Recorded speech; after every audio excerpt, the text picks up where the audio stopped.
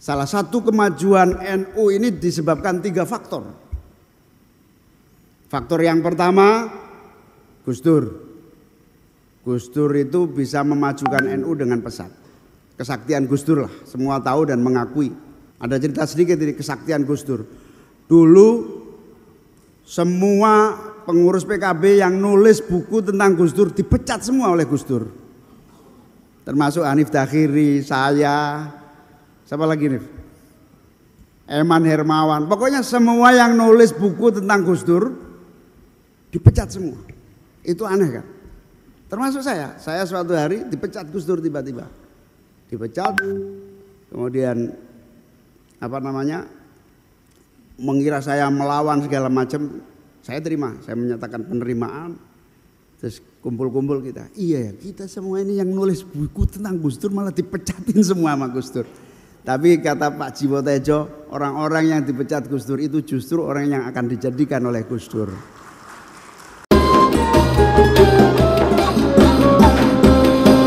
20 tahun terakhir, 30 tahun terakhir Nahdlatul Ulama bukan hanya beradaptasi dengan perkembangan, tetapi Nahdlatul Ulama juga telah memimpin perubahan dan perbaikan.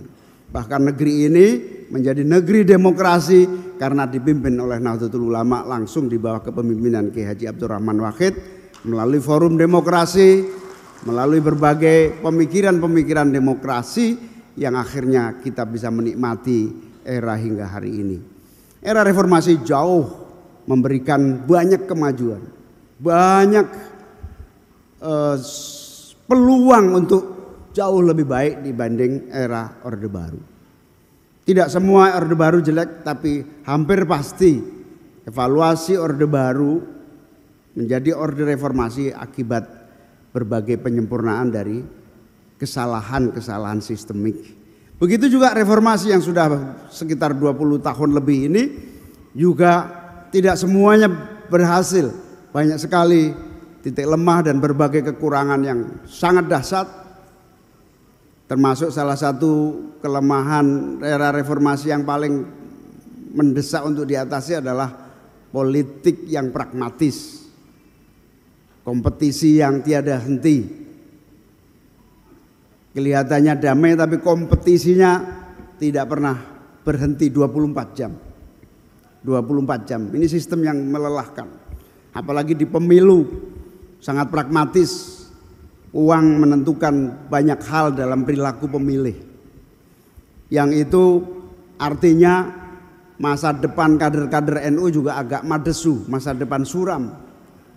Karena aktivis-aktivis NU yang selama ini bisa murah sampai bisa duduk di jabatan-jabatan publik berhadapan dengan lapangan yang sangat pragmatis. Ini kader-kader yang mau nyalek ini sudah membuat kita stres duluan karena sudah modalnya cekak, popularitasnya juga rendah. Kemarin Pak Haji Cucun baru jadi doktor bidang politik ekonomi dan ekonomi politik di Unpad. Salah satu tujuannya apa Bang Din? Tahu nggak? Selain doktor ilmiah, tujuannya meningkatkan elektoral, elektabilitas. Saking mahalnya bersaing itu begitu. Nah ini sistem politik reformasi yang juga harus kita evaluasi total. Makanya kalau PKB sih mengusulkan pilkada hanya pemilihan langsung hanya pilpres dan pilbub pil kota. Pemilihan gubernur tidak lagi karena melelahkan. Kalau perlu nanti gubernur pun nggak ada suatu hari karena tidak terlalu fungsional di dalam jejaring pemerintahan. Banyak sekali evaluasi. Tetapi patut kita syukuri. Salah satu bukti kemajuan reformasi itu adalah keberanian kader-kader politik Nahdlatul Ulama di dalam merubah amandemen Undang-Undang Dasar 1945. Saya dan semuanya di bawah kepemimpinan Gus Yusuf Muhammad Al-Maghfur lah mengamandemen pasal yang paling konkret dan menarik adalah pasal kewajiban APBN 20% APBN harus digunakan untuk pendidikan. Ini ide yang oleh para ahli anggaran gila, tidak rasional, mematok-matok anggaran di tingkat undang-undang dasar gitu. Tapi saya ingat persis kenapa Gus Yusuf Muhammad ngotot, dibantu dan didukung fraksi-fraksi lain, juga NU juga, Almarhumlah Kiai Haji Slamet Effendi Yusuf. Tepuk tangan untuk Mas Slamet dan Gus Yusuf Muhammad. Ini tokoh-tokoh NU yang ikut menjadi motor lahirnya pasal kewajiban 20% Undang-Undang Dasar mewajibkan APBN kita 20% untuk pendidikan. Dan kita lihat hasilnya luar biasa. Pendidikan bergeliat. Tahu nggak sebabnya Gus Yusuf Muhammad itu ngotot? Gus Yusuf Muhammad itu jarang keluar negeri. Salah satu kunjungannya ke Jepang. Kenapa jarang keluar negeri? Kalau keluar negeri nggak bisa makan apa-apa. Yang pertama semuanya banyak yang meragukan kehalalannya. Yang kedua nggak doyan makanan yang nggak ada sambelnya. Jadi kalau pergi kemana-mana pakai jas, pasti di sakunya ada telur asin kanan kiri. Nah, Alkisah Gus Yusuf ini, Gus Yus, bukan Yusuf Hudori, Gus Yus ini ke Jepang. Di sana mendapatkan ilmu bagaimana ketika Jepang habis-habisan mati kutu karena bom Hiroshima Nagasaki dan kemudian bisa bangkit cepat karena Jepang mematok 20% APBN-nya untuk pendidikan ketika awal-awal kehancuran dan ketidakberdayaan Jepang. Nah, habis pertemuan dan dapat ilmu itu membuka telur asin, dia bilang, saya bertekad pokoknya kita kerja, Indonesia harus 20% untuk pendidikan. Dan alhamdulillah hari ini kita rasakan banyak kemajuan akibat amandemen Undang-Undang Dasar 1945 ini. Itu contoh keberhasilan reformasi. Banyak lagi keberhasilan yang lain. Semua punya peluang. Tidak pernah membayangkan Pak Halim bisa jadi menteri. Pak Hanif Dakhiri pernah jadi menteri. Bu Ida Fauziah yang ya ketua Fatayat bisa jadi menteri, itu kan luar biasa. Dan peluang-peluang reformasi yang dahsyat. Insya Allah peluang-peluang itu tidak hanya Wakil Presiden Kiai Ma'ruf Amin dan insya Allah Presiden Republik Indonesia di masa-masa yang akan datang. Kalau PKB tidak bisa mengusung tahun ini, moga-moga 2029 kader NU lah yang menjadi Presiden Republik Indonesia. Amin. Itu peluang reformasi dan berbagai tantangannya. Hadirin wal hadirat sekalian, di sisi yang lain NU ini memiliki kemajuan pesat. Itu di ujung 20 tahun terakhir ini atau 30 tahun terakhir ini, kalau menurut Pak Fakhri Ali jadi hadir nggak Pak Taufik? Pak Fakhri Ali pernah menulis di, kalau nggak salah, harian Kompas, sangat detail. Salah satu kemajuan NU ini disebabkan 3 faktor. Faktor yang pertama, Gus Dur. Gus Dur itu bisa memajukan NU dengan pesat. Kesaktian Gus Dur lah, semua tahu dan mengakui. Bagaimana bisa mengatur kepemimpinan dengan semua level hidup di keluarga besar NU. Yang dimusuhi Gus Dur hidup, yang disayang Gus Dur juga hidup. Itu di NU. Contohnya Pak Hasyim pernah dimusuhi Gus Dur jadi cawapresnya Bu Mega contohnya. Gus Dur jadi presiden dan seterusnya, macam-macam. Itu kata Fakhri Ali, Gus Dur faktor kemajuan NU. Yang kedua yang menarik, dan alhamdulillah hadir banyak di sini motor-motor utamanya, lahir pemikir dan intelektual baru di keluarga besar Nahdlatul Ulama. Ini faktor yang dahsyat. Ini Kiai Master Farid Masudi, salah satu yang merintis itu, Pak Mun MDZ. Ini saya senang sekali nih, para perintis-perintis pemikir, Pak Aziz, Kiai As'ad, semua ini tokoh-tokoh yang melahirkan pemikir-pemikir baru di keluarga besar Nahdlatul Ulama. Ini banyak ini tokoh-tokoh yang bahkan hampir semua yang hadir ini semua pernah nulis buku. Itu bukti bahwa suburnya intelektualisme di kalangan Nahdlatul Ulama. Ada cerita sedikit ini kesaktian Gus Dur. Dulu semua pengurus PKB yang nulis buku tentang Gus Dur dipecat semua oleh Gus Dur. Termasuk Hanif Dakhiri, saya, siapa lagi nih? Eman Hermawan. Pokoknya semua yang nulis buku tentang Gus Dur dipecat semua. Itu aneh kan? Termasuk saya suatu hari dipecat Gus Dur tiba-tiba. Dipecat, kemudian mengira saya melawan segala macam. Saya terima, saya menyatakan penerimaan. Terus kumpul-kumpul kita. Iya ya, kita semua ini yang nulis buku tentang Gus Dur malah dipecatin semua sama Gus Dur. Tapi kata Pak Jiwo Tejo, orang-orang yang dipecat Gus Dur itu justru orang yang akan dijadikan oleh Gus Dur. Nah ini kesaktian yang di luar nalar kita, di mana NU kemudian berkembang melahirkan berbagai dinamika kepemimpinan di berbagai level kepemimpinan. Ini intelektual muda NU tumbuh terus sampai hari ini, alhamdulillah. Nah, Fakhri Ali yang menulis itu nanti kita tanya apa masih sokeh sampai hari ini. Faktor yang ketiga kemajuan NU adalah PKB. Nah, ini agak membahagiakan Hanif Dakhiri ini.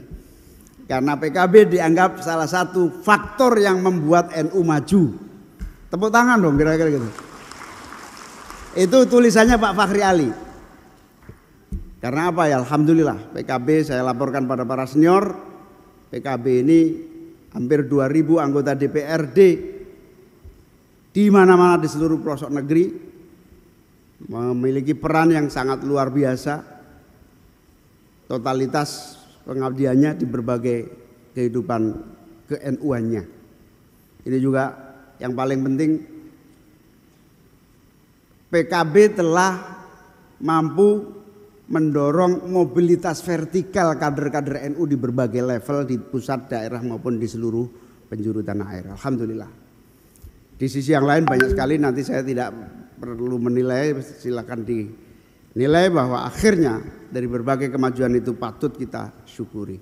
Hadirin wal hadirat sekalian yang saya muliakan, karena Pak Taufik bilang tadi sesinya habis makan siang baru dimulai, saya diberi kesempatan, saya bilang kepanjangan Pak Taufik, tapi nggak apa-apa, saya punya beberapa catatan masa depan yang harus dipikirkan bersama. Yang pertama, selama 1 abad ke depan kita memiliki 5 tantangan utama. Yang pertama, kita harus mengatasi masalah elementer kebangsaan yang akut. Apa itu?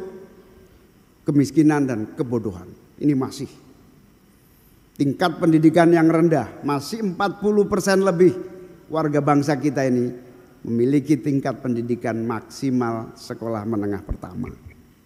Kemiskinan dan kebodohan. Tantangan utama yang kedua, kita harus mengintegrasikan perkembangan teknologi dan kemanusiaan. Perkembangan teknologi telah menghasilkan dehumanisasi. Manusia terasing dan tumbuh dengan cara baru yang tidak tahu arahnya. Ulama-ulama kita, NU kita telah mengajarkan kultur kemanusiaan yang begitu dahsyat. Hari ini telah berubah total karena teknologi.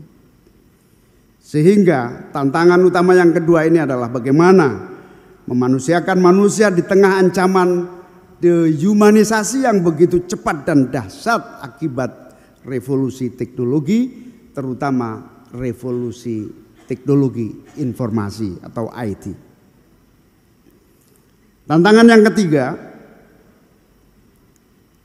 menyejajarkan perkembangan pesat manusia di dunia virtual, dunia maya, dengan perkembangan manusia yang lebih tertatih-tatih di dunia nyata. Di Instagram kelihatannya gagah-gagah, ganteng-ganteng, tapi dunia nyatanya merintih dalam penderitaan yang tak menentu. Senyum melebar di Instagram, tapi di rumah tertindas oleh istri masing-masing, kira-kira gitu. Bercanda. Ketawanya keras itu berarti fakta. Curhat. Tantangan yang keempat, menfokuskan ikhtiar negara bangsa.